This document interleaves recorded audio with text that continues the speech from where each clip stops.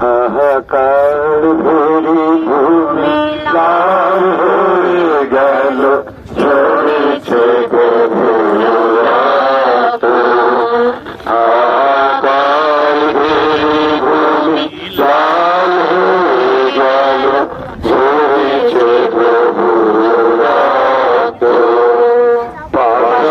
পাশানয়নে সুদূরীয়, পাশানয়নে সুদূরীয়, আখি মেলে দেখো ভগ।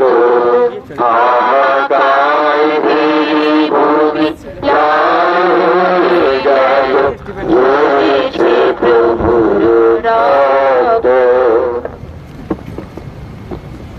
ত্রয়োদশ স্থান, ক্রুশ থেকে যিশুর দেহ নামানো হল।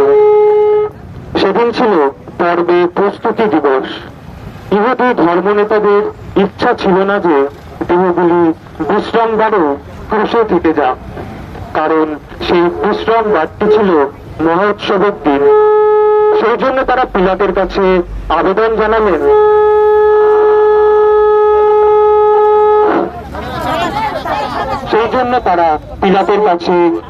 জানালেন, ওই 3 জনের পা ভেঙে দিয়ে ওদের যেন সরিয়ে ফেলা হয়।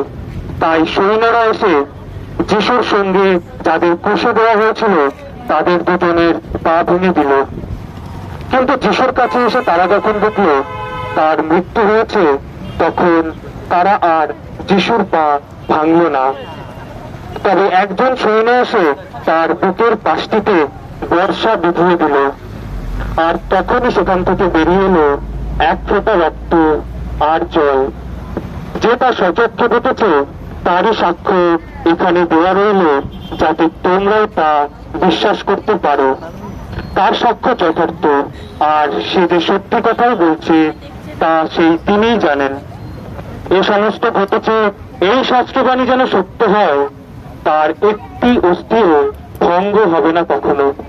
এছাড়া আরেকটি শাস্ত্রবাণী, যাকে তারা বিদ্ধ করেছে তারই দিকে চেয়ে থাকবে তারা।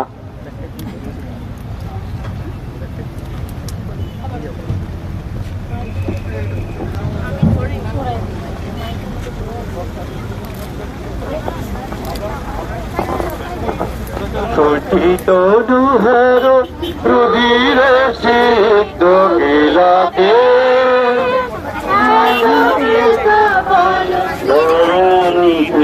পেয়েছিল সঠিত দুহার রুগীর সিদ্ধ গেলাকে,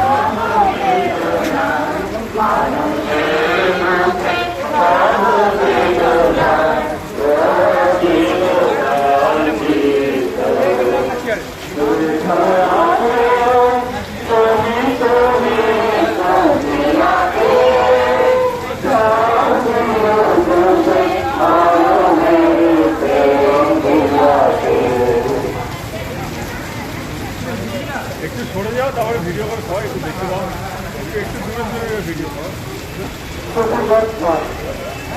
সমাধি ইহুদিদের সমাজ প্রথা অনুসারে তারা যিশুর দেহটি গন্ধ দ্রব্য মাখানো সেই কাপড়ের থালিটি সরিয়ে নিল।